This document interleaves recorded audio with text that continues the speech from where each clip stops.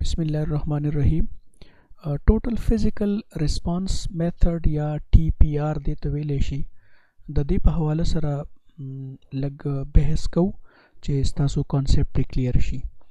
دا ټوټل فزیکل ریسپانس د نوم ته چې تاسو وګورئ نو ټوټل مینس چې د هغې نه خواوې نوریس نه وي. فزیکل مینس جسمانی او ریسپانس وی یو څیز کې لکه جواب ورکول. نو د دې میتھډ خاصه دا ده چې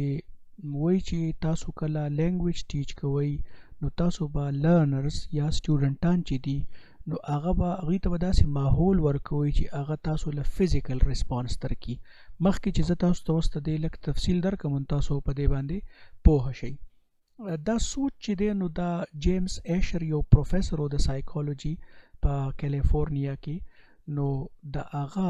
ترتیب هغه دا سوچ کړی و او دا آیډیا یې وه چې په کار ده چې مونږ په فزیکل ریسپانس باندې سټوډنټانو ته لینګویج وښیو. د بنیادي رایې چې کوم دې طرف ته راغلې وه نو د هغې وجه د ماشومانو د ژبې د زده کولو د طریقې کار مطالعه وه. که تاسو خیال کړئ په ډایرکټ میتھډ کې هم، په آډیو لینګول کې میتھډ کې هم، په دې ټول میتھډس کې چې دي نو مونږ د نیچرل پروسس یا د نیچرل اپروچ یا ماشومان چې کومه ژبه زده کوي په کومه طریقه د هغې په حواله سره د پروفیسرز او ریسرچرز دې طرف ته توجه کړې ده.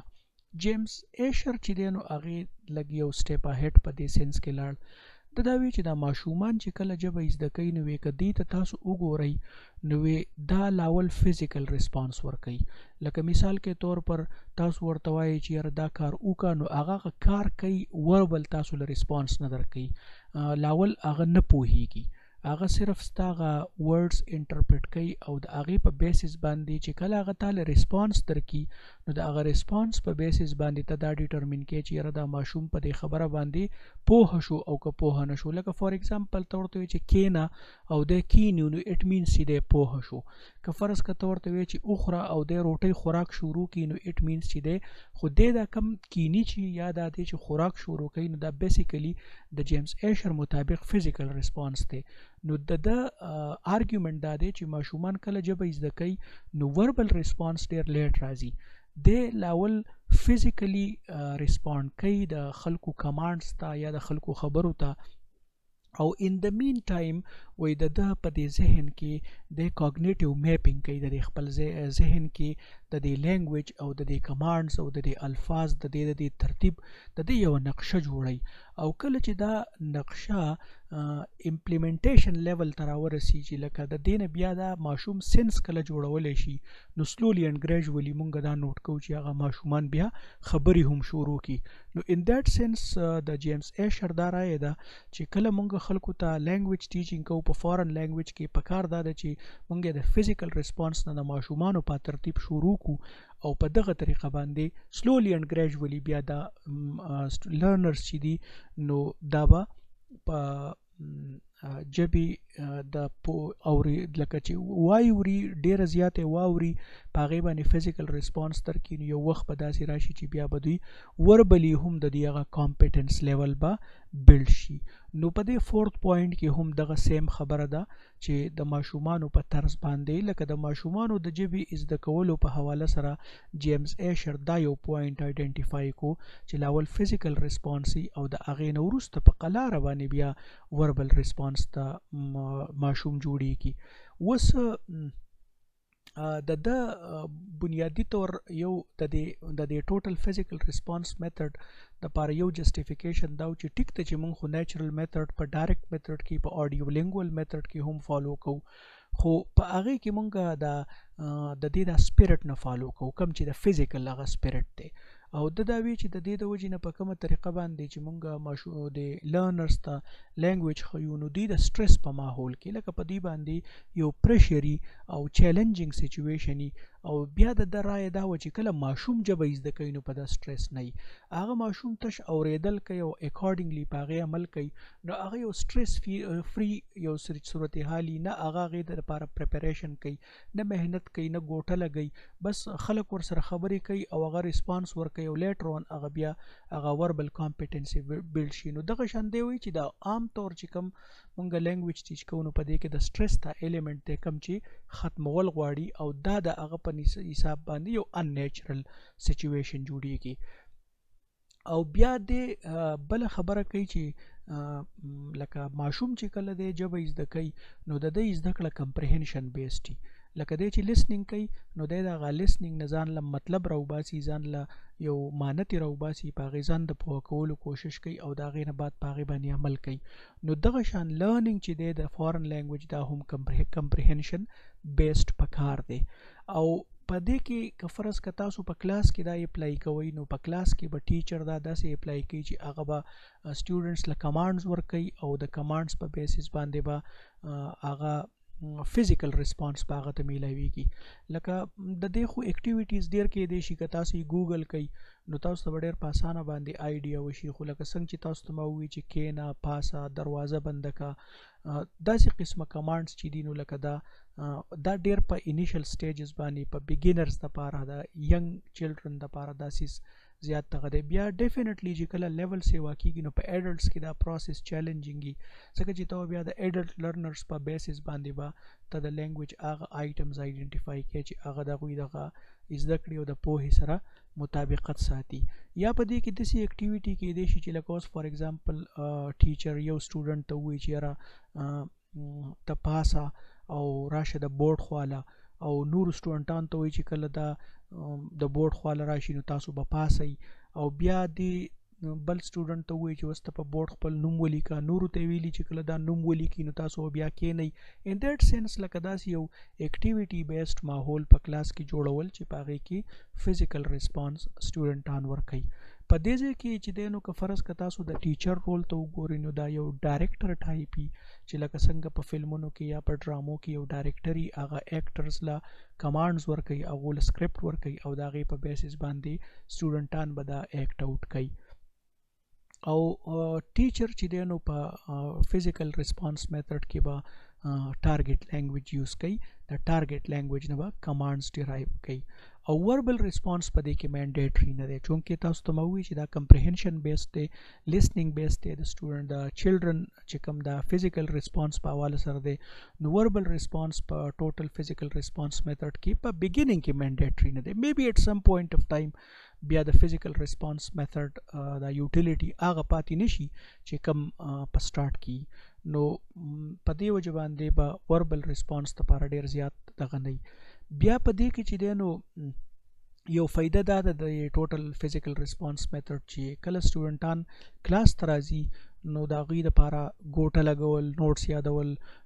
تیاری کول، داسې قسمه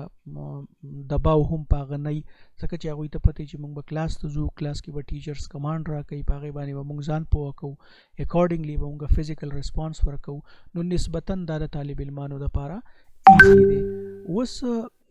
د دې شاته چې کله ته د ټوټل فزیکل ریسپانس میتھډ ډیوایس کوو نو په هغې کې د دې شاته فلسفي څه ونه، یو پکې د بایو پروګرام یو تیوري ده، د هغې په حواله سره چې دی نو د ایشر دا رایه وه چې د انسان په دې ذهن کې چې دی نو دا یو الریډي یو انسټالډ داسې یو هارډویر ټایپ دی، او بیا چې دی نو لکه د هغې طریقې کار دی وایي چې داسې دی چې لاول به څنګه چې ماشوم لاول اورېدل کوي او دا ډېرو اورېدو نه بعد بیا ویل کوي، نو په دغه سینس کې چې دی دا ټوټل فزیکل ریسپانس میتھډ د دې بایو پروګرام سره زیات سمې خوري. او بیا لکه تاسو ته په سر کې ما ووایي چې کله ماشوم لینګویج اوري یا موږ لرنر ته د جیمز کلیر مطابق لینګویج ښیو نو هغه کاګنیټیو میپینګ به دی کوي او د هغې په بیسس باندې به د ذهن کې چې کوم هغه پروګرام دی نو هغه به اکویپ کېږي، انریچ کېږي به او اکټیویټ کېږي به، او بیا به د سپیچ او پروډکټیو سکلز ته به وروسته په قلاره باندې راځي د فزیکل ریسپانس میتھډ نه بعد. بل یو تھیوري چې د دې په سایډ باندې د چې کوم جیمز ایشر د ټي پی آر میتھډ